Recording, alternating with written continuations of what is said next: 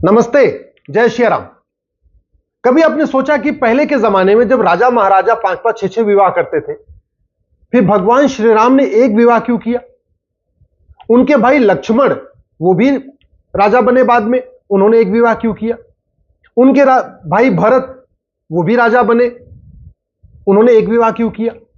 शत्रुघ्न जी भी बाद में राजा बने, उन्होंने एक विवाह क्यों किया? अच्छा चलो, एक एक विवाह तो समझ में आता है। कभी आपने यह सोचा कि भगवान राम के 2 ही बच्चे क्यों थे? लक्ष्मण जी के केवल 2 बच्चे क्यों? भरत जी के केवल 2 बच्चे क्यों? शत्रुघ्न जी के केवल 2 बच्चे क्यों? क्योंकि उस समय तो बच्चे भी 5 बच्चे, 6 बच्चे, 8 बच्चे हुआ करते थे। भगवान श्री राम ने जब राजपाट संभाला तो उन्होंने सबसे पहले जो पहला नियम बनाया, पहली नीति बनाई, वो थी हम दो हमारे दो सबके दो।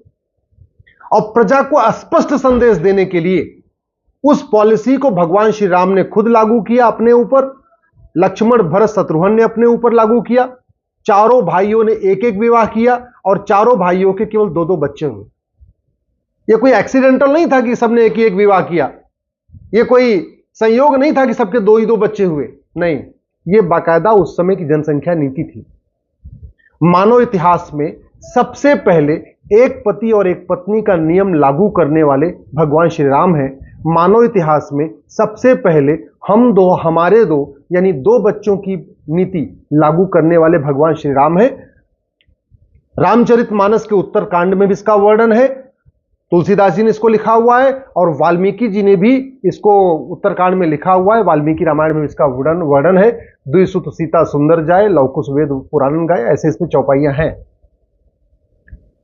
दुर्भाग्यवश हमने, भारत ने कभी रामचरितमानस और राम राज्य के ऊपर कभी चर्चा ही नहीं किया। राम राज्य में क्या क्या नियम थे, क्या क्या नीतियां लागू हुई थी, उस पर हमने चर्चा ही नहीं किया। न ही दरिद्र को दुखी न हीना, न ही कोई अबुध न लक्षण हीना।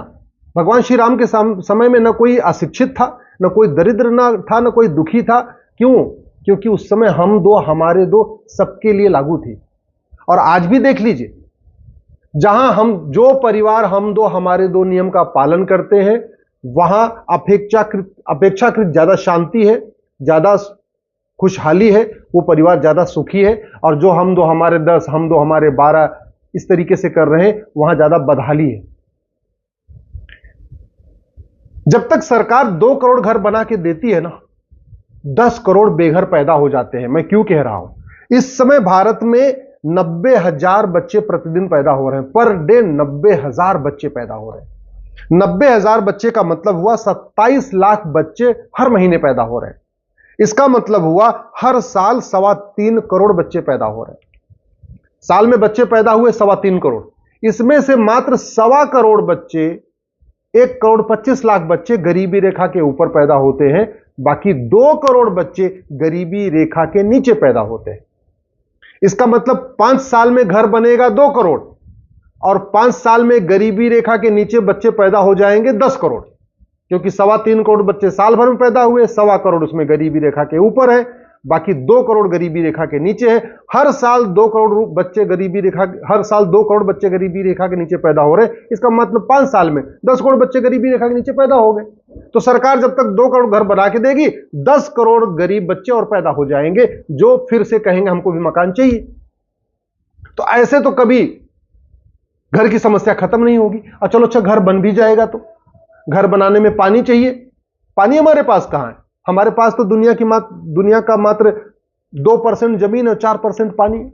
घर बनाने के लिए जमीन चाहिए, जमीन हमारे पास कहां है? जमीन तो हमारे पास दुनिया की 2% है। तो यानी जब घर बनेगा, या तो खेल के मैदान पे बनेगा, या तो जंगल काट के बनेगा, या नदी का जो किनारा होता है उसको पाट के बनेगा, या तो तालाब को पाट के बनेगा, कुछ ना कुछ ऐसे ही होगा। या तो जहां खेती होती वहां घर बनेगा।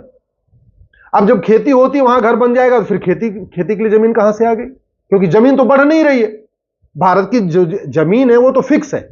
जंगल तो बढ़ नहीं रहा, जंगल तो काटा जा रहा है। जमीन तो बढ़ नहीं रही, जमीन तो सिकुड़ती जा रही। खेती वाली जमीन भी सिकुड़ती चली जा रही है। तालाब भी खत्म होते चले जा रहे हैं। नदी के किनारे मकान बनते जा रहे हैं, तो नदियां भी सिकुड़ती चली जा रही है। जंगल काट के मकान बन रहे हैं, तो जंगल भी सिकुड़ते जा रहे हैं। तो जितना ज्यादा घर बनाएंगे, उतना ज्यादा जमीन और कम होती चली जाएगी। अच्छा, घर बनाने के लिए पानी चाहिए। पानी हमारे पास कहां है? हमारे पास दुनिया का मात्र 4% पानी है, मात्र 4%। जमीन 2% है, पानी 4% है, जनसंख्या दुनिया की हमारी 20% हो चुकी है। इसके बावजूद हम वर्ल्ड रिकॉर्ड कायम कर रहे हैं। 90,000 बच्चे पर डे, 27 लाख बच्चे पर मंथ और 3.25 करोड़ बच्चे पर ईयर। 90,000 बच्चे पर डे दुनिया में कहीं नहीं पैदा होते। चीन का क्षेत्रफल जो हमसे 3 गुना ज्यादा है, चीन का क्षेत्रफल, वहां भी 46,000 बच्चे पैदा हो रहे हैं पर डे, और हमारे यहां 90,000, लगभग डबल बच्चे पैदा हो रहे हैं। अगर एरिया वाइज उठा के देख लीजिए, अमेरिका का क्षेत्रफल हमसे 3 गुना ज्यादा है। अमेरिका की जनसंख्या 33 करोड़ है और हम 150 करोड़ हो चुके हैं। रूस का क्षेत्रफल हमसे 5 गुना ज्यादा है। रूस की जनसंख्या 15 करोड़ है और हमारी जनसंख्या लगभग 150 करोड़ हो चुकी है। चीन का क्षेत्रफल हमसे 3 गुना ज्यादा है। चीन की जनसंख्या 145 करोड़ है और हम लगभग 150 करोड़ हो चुके हैं। कनाडा का क्षेत्रफल हमसे 3 गुना ज्यादा है, जनसंख्या मात्र 4 करोड़ है और हम 150 करोड़ है। ब्राजील का क्षेत्रफल हमसे लगभग 3 गुना ज्यादा है, जनसंख्या मात्र 22 करोड़ है और हम 150 करोड़ है। ऑस्ट्रेलिया का क्षेत्रफल हमसे 2.5 गुना ज्यादा है, जनसंख्या मात्र 2 करोड़ है और हम 150 करोड़ है। तो अगर आप एरिया के हिसाब से भी देखिए तो हमारे पास तो जमीन बहुत कम है, जनसंख्या बहुत तेजी के साथ बढ़ रही है। नतीजा क्या हो रहा है? कितनी भी ट्रेन चला लीजिए, वेटिंग कम हो ही नहीं रही। कितनी भी ट्रेन चला लीजिए, ट्रेन में वही भीड़ भाड़ चल रही है। अगर आप भारत की समस्याओं की रूट काज एनालिसिस करिए, भारत में अशिक्षा का मूल कारण है जनसंख्या विस्फोट। हमारे दो वाले बच्चे को अच्छी परवरिश करते हैं, अच्छे स्कूल में डाल देते हैं, उनको पढ़ाते हैं, लिखाते हैं, संस्कार देते हैं। जिनके 10 बच्चे हैं वो नहीं दे पा रहे हैं, वो अशिक्षित रह जा रहा है बच्चा। बेरोजगारी का मूल कारण है जनसंख्या विस्फोट। सरकारी नौकरी में तो है नहीं, हां प्राइवेट नौकरियां जो स्वरोजगार के जरिए नौकरी पैदा होती है, वो भी साल में 2 करोड़ पैदा हो पाती है। और मैंने पहले कहा था, साल में 2 करोड़, जब तक 2 करोड़ स्वरोजगार बनता है तब तक बेरोजगार पैदा हो जाते हैं, उसका कई गुना बेरोजगार ज्यादा पैदा हो जाते हैं। तो इसलिए बेरोजगारी भी खत्म नहीं हो रही है, बेरोजगारी तो बढ़ती जा रही है, गरीबी बढ़ती जा रही है। पहले भारत में जब हम लोग आजाद हुए उस समय मात्र 10% हमारे यहां गरीब थे, 90% लोग गरीबी रेखा के ऊपर थे। अभी उल्टा हो चुका है, अभी 60% लोग गरीबी रेखा के नीचे हैं, गरीबी बढ़ रही है। जब भारत की जनसंख्या 40 करोड़ थी तो भारत में 4 करोड़ गरीब थे। भारत की जनसंख्या 150 करोड़ हो चुकी है तो गरीब 81 करोड़ हो चुके हैं। 81 करोड़ मुफ्त में लोगों को राशन दिया जा रहा है, इसका मतलब 81 करोड़ लोग गरीबी रेखा के नीचे है, क्योंकि गरीबी रेखा के ऊपर वालों को तो अनाज दिया नहीं जाता। तो अशिक्षा का मूल कारण भी जनसंख्या विस्फोट है, बेरोजगारी का मूल कारण भी जनसंख्या विस्फोट है, कुपोषण का भी मूल कारण जनसंख्या विस्फोट है। आप सरकारी हॉस्पिटल में जो लोग इलाज कराने आते हैं, जिनको कुपोषण की समस्या है, एक बार उन पर सर्वे कर लीजिए। हमारे दो वालों को कुपोषण कम होता है। ज्यादातर कुपोषण किसको है? जिसके 10 बच्चे हैं, 8 बच्चे हैं, 12 बच्चे। इसी तरीके से एयर पोल्यूशन का रूट काज जनसंख्या विस्फोट है। हवा शुद्ध मिल ही नहीं पा रही और एयर पोल्यूशन के कारण 100 बीमारियां पैदा होती हैं। यानी जो बीमारी बढ़ रही है तेजी के साथ, इसका मूल कारण क्या है? जनसंख्या विस्फोट। वाटर पोल्यूशन के कारण, लोग गंदा पानी पीने के कारण लगभग 100 बीमारियां पैदा होती हैं। और गंदे पानी का मूल कारण क्या है? जनसंख्या विस्फोट। क्योंकि पानी तो हमारे पास, ग्राउंड वाटर तो हमारे पास मात्र 4% है और वो पानी इतना तेजी के साथ निकल रहा है घर बनाने में, मकान बनाने में, फैक्ट्रियों में, बाकी कामों में। 20 से 30 साल के बाद ग्राउंड वाटर खत्म हो जाएगा। भाई ग्राउंड वाटर बढ़ थोड़ी रहा है, ग्राउंड वाटर वो तो नहीं है, लगातार निकल रहा है। मकान बनाने में निकल रहा है, फैक्ट्री बनाने में निकल रहा है। हम जब रोजगार बढ़ाने के लिए फैक्ट्रियां लगाते हैं उसमें भी पानी निकलता है, तो पानी तो नीचे खत्म हो रहा है। और खत्म हो रहा है तो पानी तो नीचे बढ़ेगा नहीं। एक दिन ऐसा आएगा 20-25 साल के बाद एकदम खत्म हो जाएगा। भारत के कई राज्यों में पानी खत्म हो चुका है। आप देख लीजिए, ऐसा कोई राज्य नहीं है जहां का ग्राउंड वाटर तेजी के साथ डाउन नहीं जा रहा। दिल्ली का तेजी के साथ जा रहा है, यूपी के नीचे जा रहा है। आप अपने जिले में पता कर लीजिए कि आपका ग्राउंड वाटर पहले कितने नीचे था, अभी कितना नीचे जा चुका है। तो पानी तो बहुत तेजी के साथ नीचे जा रहा है। नॉइज पोल्यूशन के कारण 50 बीमारी होती है। नॉइज पोल्यूशन का मूल कारण है जनसंख्या विस्फोट। लैंड पोल्यूशन के कारण जो जमीन गंदी हो जाती है, जब जमीन गंदी हो जाती है तो जमीन से पैदा होने वाली हर चीज गंदी होती है। गेहूं गंदा पैदा होगा, सब्जी गंदी पैदा होगी, हर चीज। अगर आपका जमीन ही गंदी हो गई तो लैंड पोल्यूशन के कारण लगभग 100 बीमारियां पैदा होती है। डिमांड ज्यादा होती है, सप्लाई कम होती है तो घूसखोरी बढ़ती है। जब किसी चीज की डिमांड ज्यादा होती है, उसकी सप्लाई कम होती है तो कमीशनखोरी बढ़ जाती है। किसी चीज की डिमांड ज्यादा होती है, सप्लाई कम होती है तो दलाली बढ़ती है।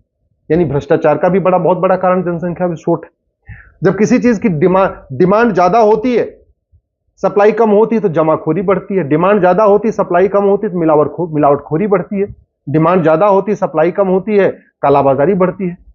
भारत में 70% लोग नकली दूध पी रहे हैं, गंदा दूध पी रहे हैं।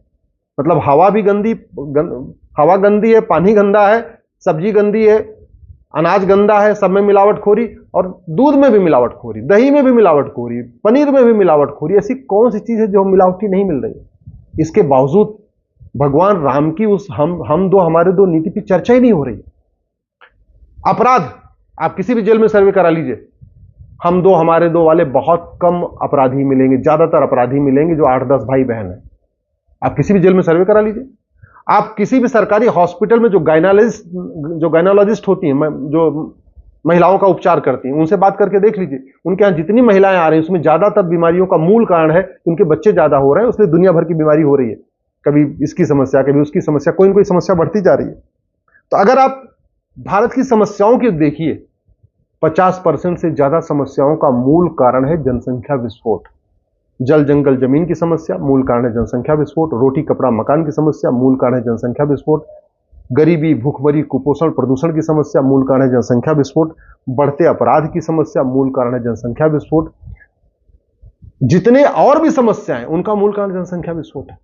इसलिए अगर हम चाहते हैं कि भारत में राम राज्य स्थापित हो, राम राज्य का मतलब सबल भारत हो, साक्षर भारत हो, स्वस्थ भारत हो, समृद्ध भारत हो, सशक्त भारत हो, समावेशी भारत हो, स्वावलंबी भारत हो, स्वाभिमानी भारत हो, संवेदनशील भारत हो, भारत में गरीबी भुखमरी खत्म हो, शांति आए, समृद्धि आए, खुशहाली आए, तो हमें सबसे पहले संविधान में जो लिखा हुआ है ना, हम दो हमारे दो, पॉपुलेशन कंट्रोल, और अच्छी बात यह है कि संविधान के शेड्यूल 7 के लिस्ट 3 में population control and family planning लिखा हुआ है, कॉन्करेंट लिस्ट में है। इसका मतलब यह है कि केंद्र सरकार भी जनसंख्या नियंत्रण कानून बना सकता है, राज्य सरकार भी जनसंख्या नियंत्रण कानून बना सकती है।